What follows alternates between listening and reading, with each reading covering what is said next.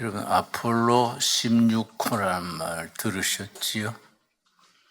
우주 탐험하는데 미국의 나사라는 기관에서 주관합니다. 아폴로 16호는 1972년 4월 16일에 지구에서 출발해서 4월 27일에 되돌아왔습니다. 달 착륙 5번째가 아폴로 16호입니다. 거기에 3사람이 타고 갔었는데 그 사람들의 이름이 존, 찰스, 두크, 토마스, 매팅그리라는 3사람입니다. 무사히 달에 착륙해서 달에서 77km를 걸으면서 거기서 자기도 하고 또 95km 되는 암석을 채취해 와서 귀중한 자료로 연구했습니다. 그런데 달에서 지구를 보는 거예요. 지구를 수시로 보면서 사진도 찍고 했는데 특정한 지역에서 이 특별한 기운이 모이는 거예요. 그걸 우리식으로 서기가 비치는 거죠. 특정한 지역에서. 그래서 그 사람들이 사진을 찍었어요. 왜 지구 전체에서 저 지역에서만 특별한 기운이 모일까? 그 사진을 찍어서 와서 도대체 어디냐? 귀국해서 조사를 해보니까 한반도에 강화도 부근, 강화도를 중심으로 한반도에서 서기가 하늘로 뻗치는데 달에서 그 기운을 느낄 정도랬지요. 그래서 나사 연구원들이 이상하다. 왜 코리아라는 반도지요, 페닌슐라 반도에서 강화도면 중심지가 돼, 한반도의 중심점이 되지요. 거기서 특별한 기운이 모일까? 그 나사에서는 연구 주제를 했습니다. 미국의 루돌프 스타이너라는 독일이죠, 독일의 루돌프 스타이너라는 영성가가 있었습니다. 20세기 유럽을 대표하는 영적인 지도자가 영성가라 하는데 이름이 루돌프 스타이너예요. 그 사람이 특별히 이제 영성이 탁월해서 유럽을 대표하는 영성가였는데 학교를 세웠습니다. 우리 둘의 국제학교 세우러. 그걸 이제 발도르프 슐레, 독일어로 학교가 슐레예요. 영어로 스쿨이고. 발도르프 슐레, 그래서 학교를 세운 것이 그 학교가 자꾸 커져서 720 학교로 세계적으로 뻗었습니다. 이 책이 이제 루돌프 스타이너의 교육에 대한 사상을 적은 책이 우리말로 번역이 됐습니다. 스타이너 학교의 참교육 이야기, 이런 제목의 책인데 제가 이제 정성 들여 읽었었지요. 근데 내가 이 사람이 뭘 말하고 싶냐 하면은 20세기 유럽을 대표하는 영성가인데 이 사람이 한 말 중에 21세기, 이 사람이 이제 20세기에 살았으니까 21세기는 혼란의 시대다. 기존 가치관이 흔들리고 새로운 가치관이 등장하기 전에 아날로그 시대가 지나고 디지털 시대가 들어오면서 여러 가지 과학적인 새로운 문물이 등장하면서 인류가 혼란에 빠진다. 루돌프 스타이너의 이야기입니다. 그런데 그런 혼란의 시대, 역사적인 전환점, 옛 가치는 무너지고 새로운 가치는 등장하기 전 역사의 전환점, 영어로 표현할 때는 터닝 포인트라 그래요. 거기에서 새로운 시대를 제시하는 한 민족, 한 국가가 있다. 그거는 극동의 한 나라다. 극동의 한 나라가 그 역할을 할 것이다. 그러면 극동, 네 나라가 극동에 속합니다. 일본, 중국, 코리아, 몽골, 요 네 나라가 극동에 속한 나라지요.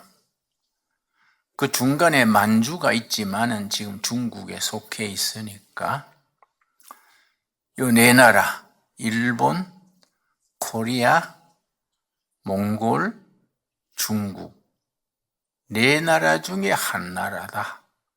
그런데 네 나라 중에 한 나라면 어떤 나라냐? 고난의 역사 속에서 좌절과 아픔과 시련의 역사를 거쳐온 민족, 그 국가다. 그래서 이제 루돌프 스타이너의 사상과 영성을 존중하는 사람들이 그 말을 가지고 연구를 했어요. 그런 나라가 어딜까? 특별히 일본의 제자가 스타이너 밑에서 몇 년간 같이 살았는데 일본 그 사람이 일본이다. 그 생각을 가지고 귀국을 해서 구체적으로 연구해 보니까 일본이 아니요. 자기 스스로 판단할 때 일본은 좌절, 억압, 상처의 나라가 아니야. 다른 나라를 침략하고 지배하려 했지 고난을 통해서 인류의 미래의 사상을 산출할 수 있는 그런 역사가 아니다. 그래서 그 사람의 결론이 뭐냐? 대한민국, 코리아다. 코리아가 21세기에 새로운 시대 세계 문명의 좌표를 제시하는 나라가 될 것이다. 그걸 이제 내 친구 중에 김지하가 그 말을 아주 소개를 많이 했습니다. 김지하는 나하고 동갑이에요. 그리고 징역을 같이 살았어요.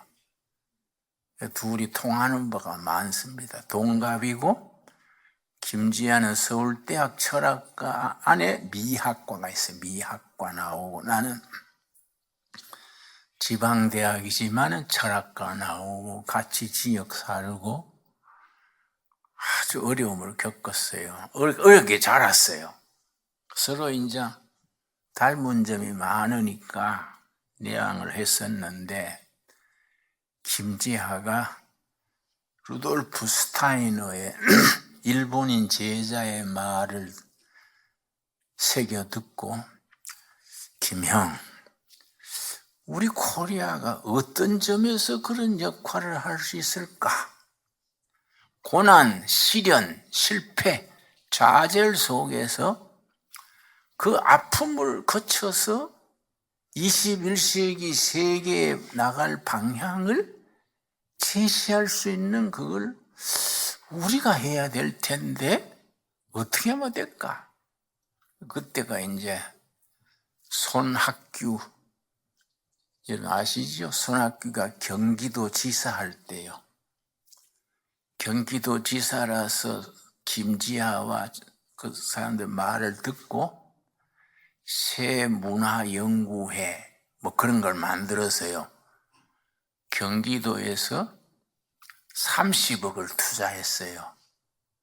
서울대학 출신, 운동권 출신 김지하를 중심으로 아주 뭐 여러 인재들이 모여서 우리 대한민국에서 21세기를 이끌어가는 새로운 이념, 사상을 창출해야 한다.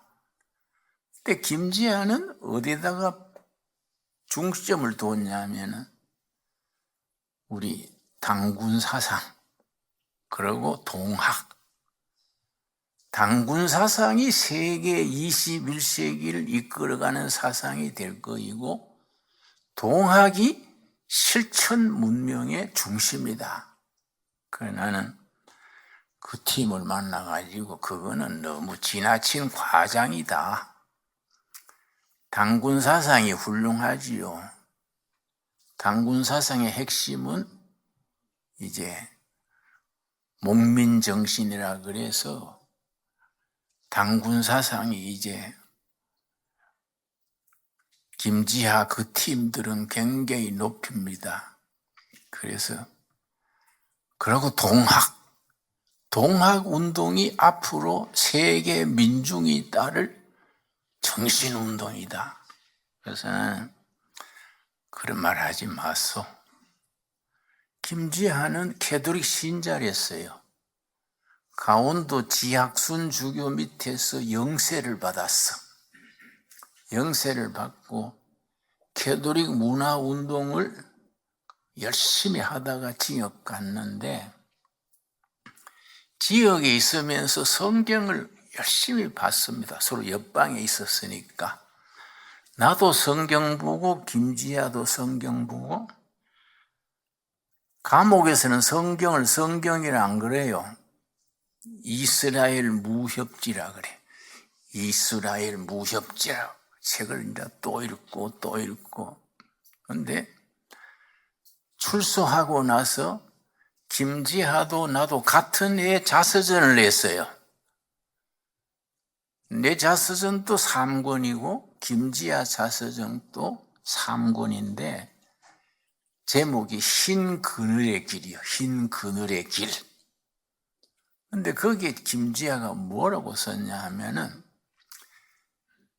당군 사상과 동학 사상이 인류의 미래다. 그러면서 아주 기염을 토했습니다.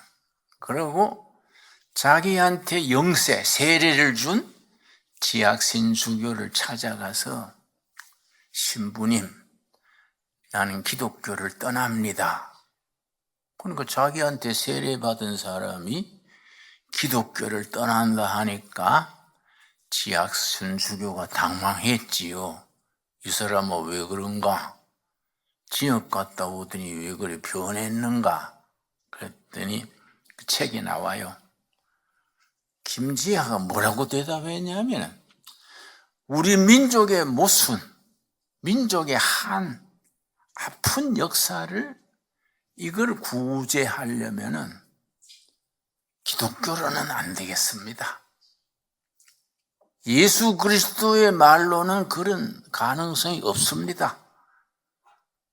우리 민족이 세계 문명에 앞장서려면은 당군 사상, 동학 사상 이런 길을 가야지. 그래서 나는 기독교를 떠납니다. 그렇게 고별을 하고 기독교를 떠났어요. 아까운 인재가 3년 전에 지병으로 죽었습니다마는 난 참 그 머리가 아까워요. 엄청난 천재입니다. 옆에 보면 열등감을 느껴요. 나도 머리가 나쁜 편은 아닌데 김지하 옆에 있으면 기죽어요. 넓은 지식을 가지고 아주 엄청난 지식을 가진 사람인데 중요한 건 지식이나 정보나 게 아니라 역사의 본질을 보는 이시대. 본질. 그 나는 같이 옆방에서 성경 보고 나는 결론으로 성령 받고 예수님이다. 예수님이 새로운 세계에 예수님이 앞장서셔야 한다. 근데 김지아는 예수는 아니다. 기독교는 아니다. 당군 사상, 동학 사상이다. 다르잖아요. 그러니까 손학규 경기도지사가 30억이나 투자해가지고 그런 문명을 건설한다고 투자도 했는데 뭐 흐지부지 됐지요. 왜냐? 그게 아니니까. 나는 그 생각을 자주 합니다. 이제 박정희 대통령이 부하 손에 죽었는데 우리 운동권 데모하던 친구들이 야, 우리 시대가 왔다. 독재자 박정희가 죽고 우리 지역 살던 우리 시대가 왔다. 그러고 영등포 역 부근에 큰 중국집이 있어요. 그 2층 집이 커요. 그 2층에 한 150명 모였어요. 데모하던 운동권 출신이 모여가지고 이야, 이제 우리 시대가 왔어. 참 민주주의, 신문명을 창조하게 됐다. 근데 내가 글쎄 그 설 건드려 놓으면 군인들이 가만히 있을까? 응? 그 신군부 움직임이 그 수상한데 박정희는 죽었는데 우리 민주 진영의 준비가 안 됐어. 왜냐? 김영삼, 김대중 두 어른이 서로 청와대에 먼저 들어가려고 그러네. 다 자기가 청와대에 한 발 들어간 것처럼 양보를 안 해. 양보를. 둘이 같이 싸우니까 군부에서 내세우는 사람이 차지하게끔 됐어. 표가 갈라지면 그렇잖아요. 그래서 내가 우리가 김영삼 장로지요, 김대중 선생 찾아가서 울면서 권면했어요. 김대중 선생님, 두 분이 합쳐야 됩니다. 안 합치고 갈라지면은 다시 군인들이 차지합니다. 그랬더니 김영삼이가 양보해야지 나하고 질이 다르잖냐. 또 김영삼 장로 찾아가가지고 장로님, 둘이 합쳐야 됩니다. 정 안 되면 둘이 나이 순서로 하든지 짱겜 해가지고 이긴 사람부터 합시다. 그러니까 김대중 선생이 김영삼이가 내보다 3살 위인데 그럼 내가 다음에 한다는 거야? 3살 아래요, 김대중. 그러니까 양보를 안 하는 거예요. 그래서 우리가 참 가슴을 쳤어. 이야, 참 이거 징역 살고 매 맞고 개중에는 매 맞다가 죽은 사람도 있고 나도 병신 될 뻔해서요. 성령 받고 은혜로 나섰는데 끝판에 가서 이게 부딪혀가지고 갈라지니까 죽도 밥도 안 되는구나. 그러고 김지아는 화가 나니까 자꾸 소주만 마시고 이게 뭐 되냐 이거야. 결국은 신군부에서 전두환 또 노태우 나와가지고 정권을 그 사람들이 가져갔지요. 그걸 억지로 가져가게 하려니까 광주 민중항쟁이 일어나가지고 금남로에 피를 흘렸지요. 그 내가 영등포 거기에 모여가지고 중국집에 모였어. 그 둘이가 단합 안 되면은 신군부가 차지할 것 같은데 정신 차려야 돼. 너무 그렇게 낙관적으로 볼 거 아니야. 그랬더니 내 친구들이 김진호, 너는 왜 항상 끝판에 초치냐? 응? 신군부 그 말들 무슨 힘이 있다고 그러냐? 그래서 그렇지 않아. 그 사람들은 총을 쥐고 있는데 우리 민주 진영이 갈라지면은 그 사람들이 들어서지 기회가 오겠냐? 그랬더니 김진영은 투머치 컨서버티브야. 보수를 컨서버티브 그래요. 김진영은 행동할 때는 리버럴 진영인데 생각하는 거는 투머치 컨서버티브. 너무 보수적이야. 그래서 그런 과정을 거쳐서 군부 시대가 열렸지요. 여러분, 나는 결론이 뭐냐면 이 나라의 미래는 예수님이다. 예수님의 복음이다. 복음으로 한국교회 복음은 너무 교회 안에 갇혀 있어요. 교회 안에 갇혀 있는 복음은 역사를 만드는 힘이 없다. 복음이 재구실하려면 5가지 요소를 갖춰야 된다. 첫째는 복음, 둘째는 사상성이 있어야 돼. 사상이 있어야 돼. 그렇지요? 김지아처럼 실컷 캐톨릭에서 열심히 하고 세례까지 받고 했다 나중에 기독교로는 안 된다. 동학이라야 된다. 당군신화라야 된다. 동군신화에 홍익인간, 이화세계, 인간을 널리 유익하게 한다는 휴머니즘이요. 홍익인간, 거기에 세계를 이화세계, 세계를 평화롭게 한다. 그걸 해야 된다. 그러나 그거는 우물 안의 개구리다 이게. 우리가 당군을 존중하고 동학을 받들지만은 그거는 우물 안의 개구리지. 전 세계를 향해서 동학을 따르자, 당군을 따르자 해서 되겠냐? 우리는 예수님께로 되돌아가야 된다.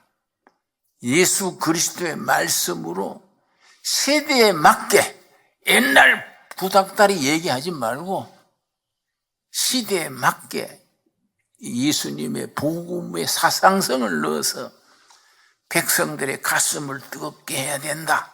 그래서 복음적이고 사상성이고 대중성이요. 대중 속에 예수님의 정신을 바로 심어야 된다.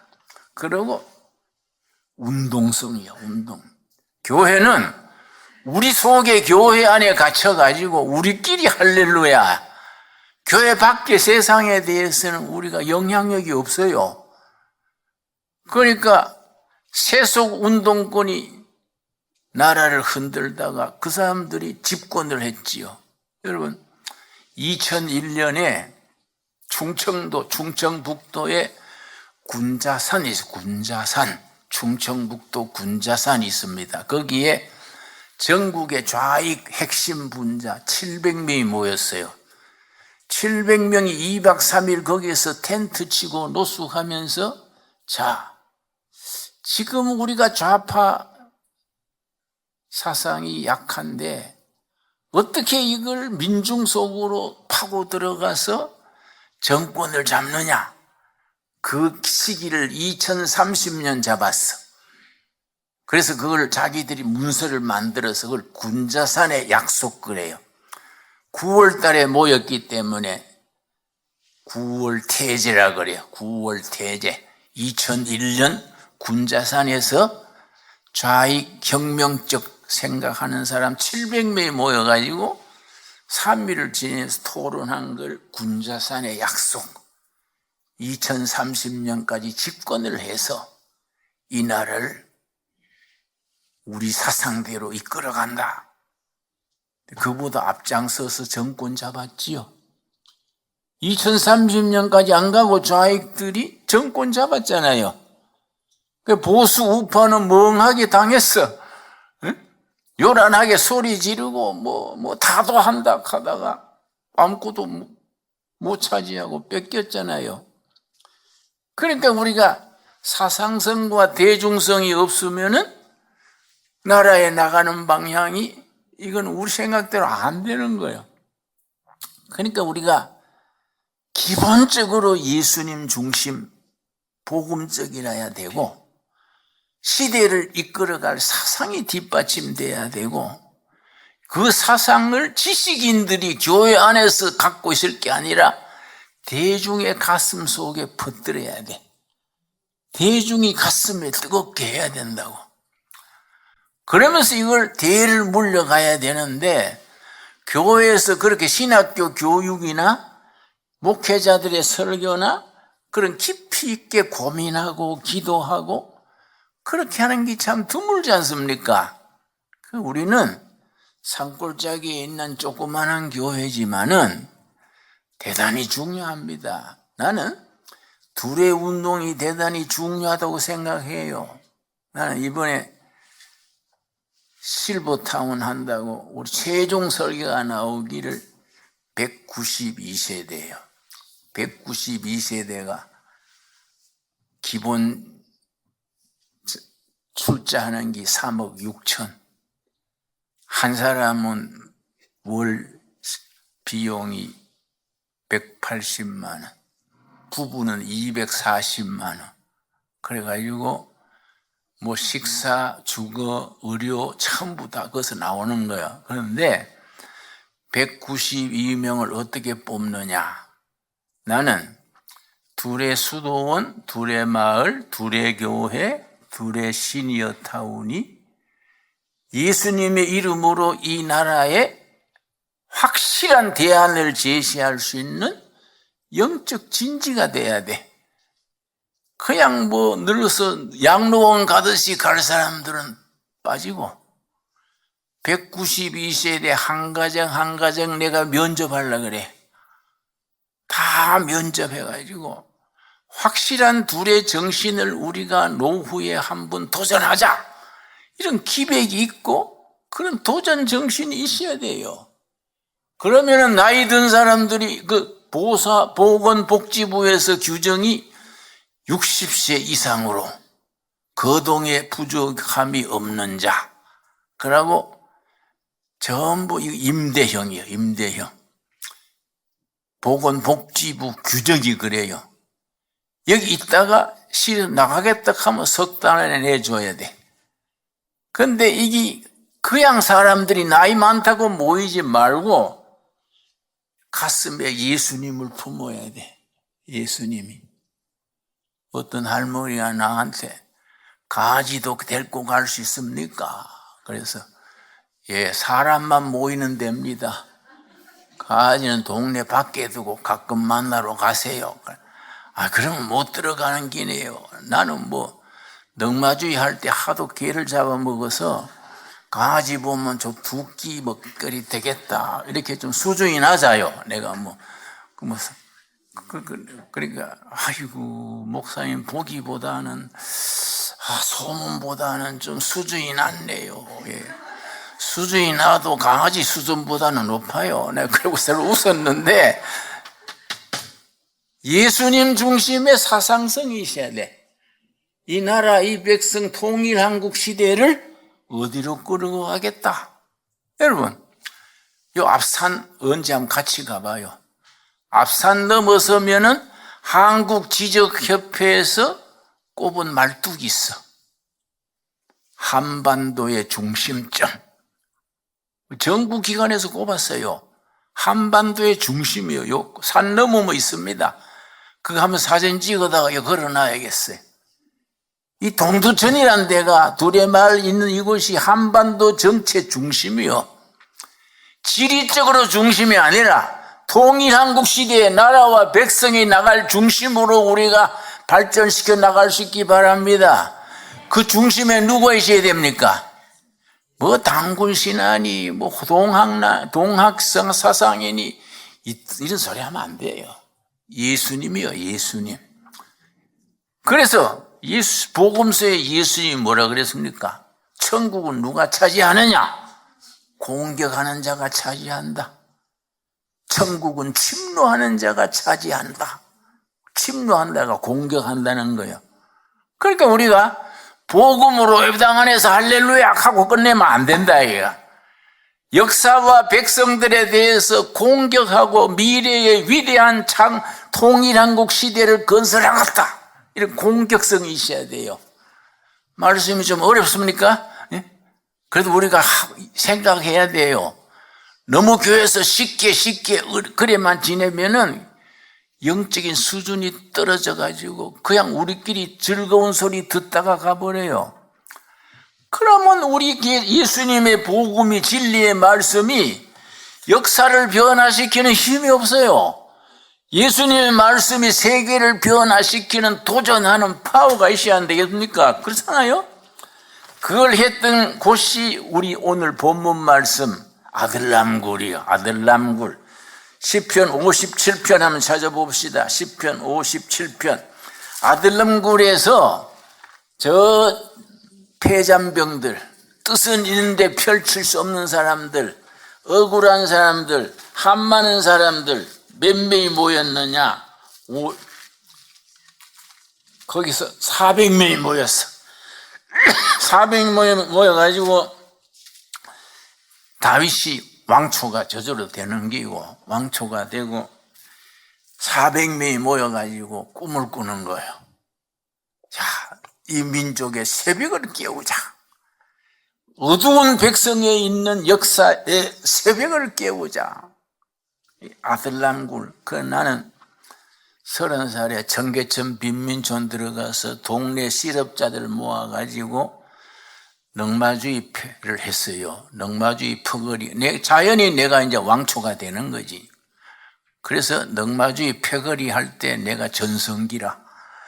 그때는 뭐 욕도 맘대로 하고 뭐 촛대뼈도 깔고 했는데, 목사가 되니까 이 기가 죽어가지고 내가 아주 기질이 팍 죽어서, 그 시절이 좋았는데, 그런 생각하지요. 57편 7절 말씀. 하나님이여, 내 마음이 확정되었고 내 마음이 확정되었사오니 내가 노래하고 내가 찬송하리이다. 내 마음이 정해졌습니다. 내 사명을 깨달았습니다. 내 찬양과 감사를 하겠습니다. 8절이 뭡니까? 내 영광아 깰지어다, 비파야 수금아 깰지어다, 내가 새벽을 깨우리로다. 이게 아들람굴에서 그들이 이걸 한 거예요. 400명이 땅굴 속에 숨어가지고 오늘 죽을지 내일 죽을지 모르는 그런 자리인데 위대한 꿈을 가진 거예요. 이스라엘 민족의 위대한 미래, 그레이트 퓨처, 그걸 꿈꾼 거예요. 그래서 이번에 9월 1일부터 열하루간 우리 성지순례 가는데, 딴 데는 못 가도 아들람굴은 꼭 찾아가려고 그래. 아들람굴에 찾아가서 거기서 예배 드리고 다시 한번 단합하고, 우리가 한번 한국 아들람굴을 해보자. 좋습니까? 좋습니다. 이래가지고 우리 한번 방문하려고 그래요. 교회는 어느 시대에 어느 곳에 있든지 그 시대의 아들람굴이 돼야 돼. 뜻 있는 사람들이 모여가지고, 지금은 우리가 주먹에 먼지만 들어있지만은 우리가 가슴은 뜨거워서 위대한 역사를 만들겠다. 예수를 그래 믿어야 신바람 나는 거 아닙니까? 아멘 하시지요? 그래서 그냥 흐지부지 예수 믿으면 안 돼요. 그런 기백, 그런 정신, 그런 도전하는 마음을 가져야 돼요. 큰 교회, 적은 교회가 문제가 아니에요. 여러분, 몇십만이 모여도 이재명 데려다가 박수치고 그런 교회가 있어요. 100명이 모여도 역사의 미래를 말하는 교회가 있어요. 내가 새벽을 깨우리로다. 이런 말씀 우리 가슴에 담을 수 있기 바랍니다. 기도하겠습니다. 하나님 감사합니다. 때를 따라 도우시는 아버지 은혜로 우리의 감사와 찬양이 우리 입에서 흘러나오게 하셔서 감사합니다.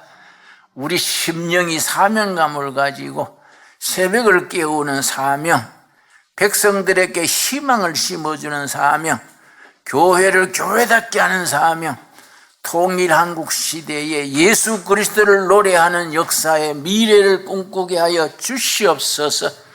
예수님 이름 받들어 기도드려 사옵나이다. 아멘.